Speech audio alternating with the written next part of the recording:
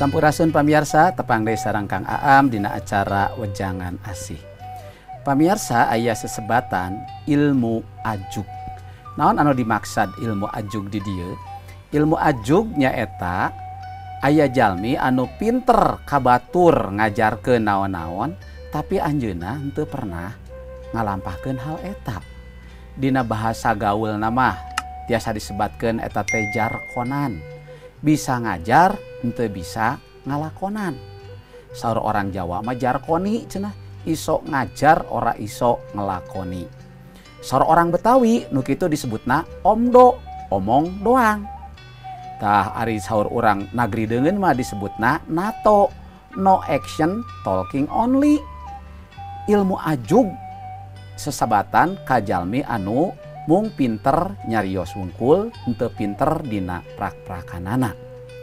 Pamirsa, kumaha numutkeun dawuhan Gusti? Hayu urang sami-sami maos tina kitab Injil Matius pasal anu ka-23 ayat anu ka-4. Anu kieu unggalna. Kabatur ngawajibkeun ngalakonan anu sakitu beratna. Ari maranehna teu ngutekeun curug-curug acan ngabantu batur anu ngalakonan eta kawajiban. Tah eta pamirsa anu disebat ilmu ajug. Kabatur tiasa mamatahan, kabatur tiasa nganasehatan, tapi anjeunna nyalira henteu pernah ngalampahkeun. Tong boro ngalampahkeun saur panganika Gusti dina Injil Matius 23 ayat 4 teu ngutek-ngutekeun curugna acan kangge ngalaksanakeun hal eta. Ieu anu disebat ilmu ajug. Dina basa modern pamirsa aya sesebatan basa deungeun namina integritas. Anu dimaksud integritas nyaeta naon anu dicarioskeun eta oge anu dilampahkeun. Janten antawis cariosan sareng kalakuan kedah saimbang. Ulah mung ukur pinter nyarios wungkul, dina prak-prakanana henteu cocok sareng naon anu dicarioskeun.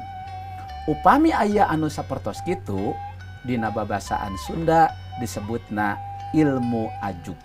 Bisa nyaangan kabatur ari manehna poekeun teu tiasa naon-naon. Pamugi ilmu ajug ieu ulah janten kabiasaan urang.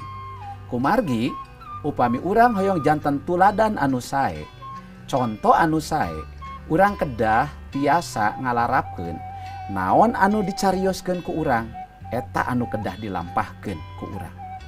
Upami urang tos tiasa kitu, disebatna dina basa modern urang jalmi anu berintegritas. Pamirsa sadaya, patali sareng ilmu ajug dina kitab suci ieu Gusti Yesus secara khusus anjeunna ngajejeleh para ahli agama. Harita urang Parisi, nu katelahna urang Parisi, pinter ngawulang, pinter maparin papakon-papakon. Tetapi urang Parisi eta henteu pernah ngalampahkeun naon-naon anu diajarkeunana. Dugikeun ka ku Gusti Yesus eta ahli agama atanapi urang Parisi eta dijejeleh. Kumargi anjeunna ngalarapkeun ilmu ajug. Kangge urang sadaya anu parantos wanoh sareng Gusti Yesus, anu parantos terang kana papakon Gusti. Hayu urang sami-sami diajar janten jalmi anu berintegritas. Naon anu dicarioskeun ku urang, eta anu kedah dilampahkeun ku urang.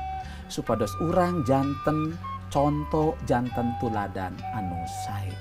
Kumargi antawis cariosan sareng kalakuan janten saimbang, janten sajajar. Cariosanana henteu patukang tonggong sareng kalakuanana. Upami cariosan patukang tonggong sareng kalakuan eta namina ilmu ajug. Urang anu parantos percanten ka Gusti, putra-putra Gusti, ulah ngalarapkeun ilmu ajug. Tapi urang kedah janten jalmi anu berintegritas. Pamugi paribasa eta sareng dawuhan Gusti dinten ieu ngemutan sareng ngiatkeun ka pamirsa sadaya. Gusti Yesus ngaberkahan. Mangga urang sami-sami ngadoa. Gusti hatur nuhun, dinten ieu abdi diemutan ku panganika Gusti. yen abdi sadaya kedah tiasa ngalarapkeun naon anu dicarioskeun sareng dilampahkeun ku abdi sadaya kedah sami, supados abdi henteu ngajarkeun ilmu ajug, pinter mamatahan kabatur tapi dirinya lirah henteu ngalampahkeun eta. Paparin ka abdi sadaya kamampuh supados abdi sadaya janten jalmi-jalmi anu berintegritas. Nuhun Gusti nuhun. Dilebet jenengan Gusti Yesus Kristus, abdi sadaya parantos neneda sareng ngucap syukur. Amin. Gusti ngaberkahan.